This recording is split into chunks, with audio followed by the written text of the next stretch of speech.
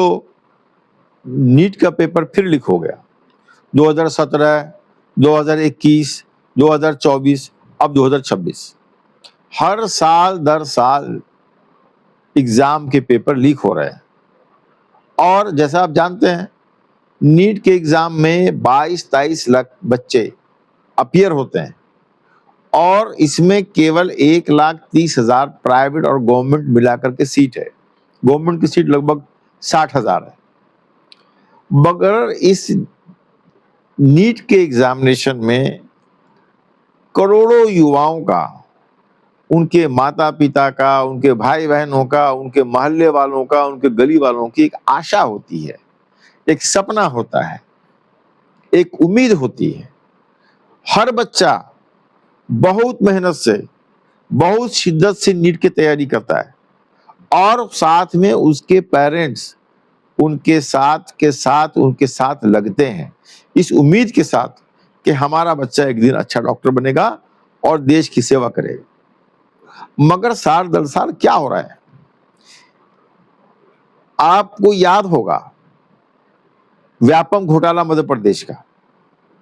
और एक अजीब संयोग की बात है, या ये कहें कि कमाल की बात है कि पिछले 10 साल के बीजेपी सरकार यानी मोदी सरकार में लगभग 89 पर्चे विभिन्न कंपटीशन एग्जामिनेशन के लीक हुए हैं।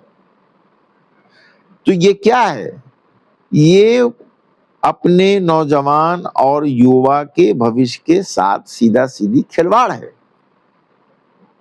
और अभी 5-7 साल पहले बैंकिंग में, बैंक के एग्जाम में जो कैंडिडेट बैंक के एग्जाम पास करके जा रहे थे, उसमें बैंक में ऐसे लोग जा रहे थे जिनको 2 और 3 जोड़ना नहीं आ रहा था। तो फिर क्या हुआ, बैंक ने रिक्रूटमेंट एजेंसी को लेटर लिखा कि भाई आप कैसे स्टूडेंट को या कैसे कैंडिडेट को भेज रहे हो, कैसे लोगों को भेज रहे हो, आप क्या प्रक्रिया है आपकी। तो मतलब साफ था कि वहां पर भी कहीं न कहीं कोई जुगाड़बाजी थी, कोई जान पहचान की बात थी, कुछ न कुछ ऐसा सिस्टम था जिसमें जो मेरिट के लड़के नहीं थे, या यूं कहें कि जिनके अंदर मेरिट था उनका सिलेक्शन नहीं हो रहा था, और जिनके अंदर मेरिट नहीं था उनका सिलेक्शन हो रहा था। और यही नहीं, आपको याद होगा कि पीछे यूपीएससी के लड़कों ने भी दिल्ली में प्रदर्शन किया था, विरोध धरना प्रदर्शन किया था दिल्ली में। तो कुल मिलाकर के ये है। और ये सरकार क्या कर रही है, भारतीय जनता पार्टी की सरकार, मोदी जी की सरकार क्या कर रही है, ये अपना सीबीआई को के नाम पर इंक्वायरी दे करके, इंक्वायरी की बात कर करके अपना पल्ला झाड़ रही है। यूं कहिए कि भारतीय जनता पार्टी की सरकार को, मोदी जी की सरकार को भारत के युवाओं से, उनके भविष्य से, उनके रोजी रोजगार से कोई मतलब नहीं है। मैं आपसे ये सवाल पूछना चाहता हूं कि आखिर इसका हल क्या है, ये कब तक होगा, ये खिलवाड़, ये छेलावा, ये धोखेबाजी, ये धोखाधड़ी कब तक होगी।